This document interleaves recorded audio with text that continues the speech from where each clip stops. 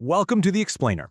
So, look at a map of the world, and America's borders seem pretty clearly defined, right? But hiding in plain sight is this totally fascinating reality, a hidden empire of territories. We're talking bustling islands with incredibly vibrant cultures, mixed with completely abandoned outposts so remote that getting to them is actually harder than traveling to Antarctica.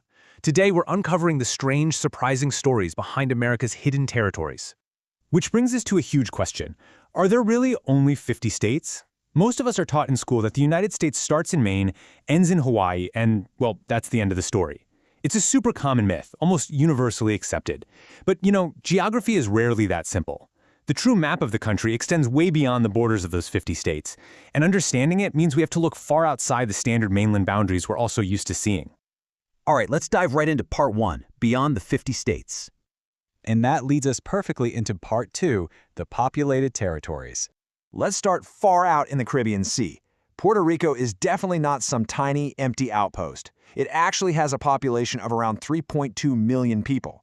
To put that into perspective, that is a population larger than nearly 20 individual U.S. states. It's one of the most famous of the territories, absolutely rich in history and culture. Its residents are full U.S. citizens, yet, and this is absolutely crucial, the territory itself is not a state.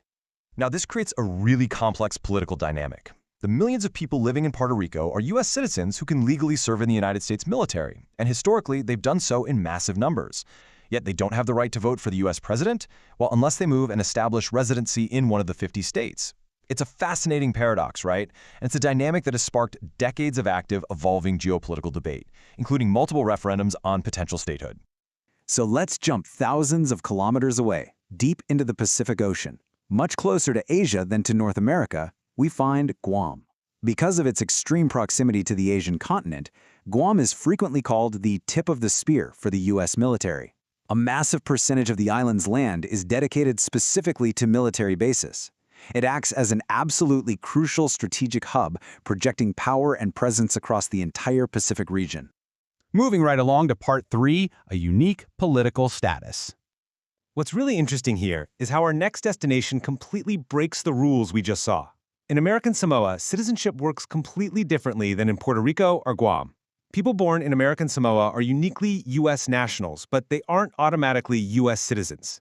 This incredibly unique legal distinction actually traces back to specific historical treaties signed when the U.S. first acquired the territory. The whole arrangement was designed to preserve local Samoan land ownership laws and protect traditional cultural practices from being overridden by standard federal property laws. Okay, let's shift gears now to Part 4, the Forgotten Ghost Islands.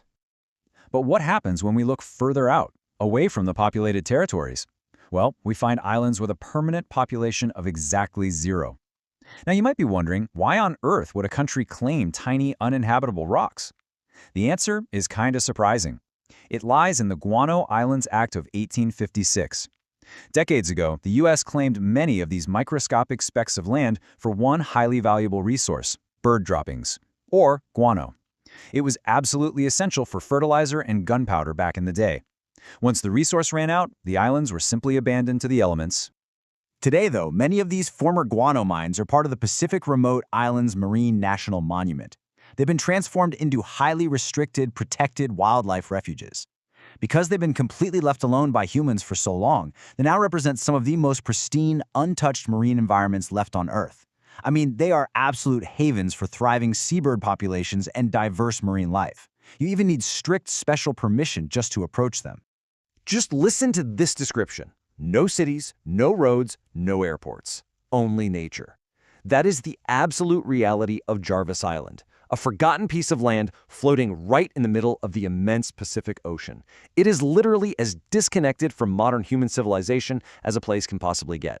Just a silent speck of coral and sand where nature has entirely reclaimed its territory.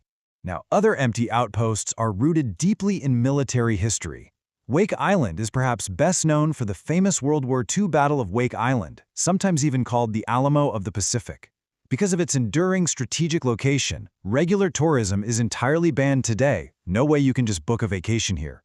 Only a very small number of authorized personnel are allowed on the island to maintain its highly restricted airfield and facilities. Which brings us to the big picture in Part 5, why these islands matter. So why does the United States hold on to these tiny, sometimes completely empty dots on the map? Honestly, it's a matter of profound strategic genius. You see, under international law, claiming an island grants the owning country an exclusive economic zone, or EEZ. This means that by holding just one tiny rock, the United States legally controls all the fishing, all the mineral rights, and scientific research for 200 nautical miles in every single direction around it. It drastically expands America's strategic reach and jurisdictional control over millions of square miles of the world's oceans.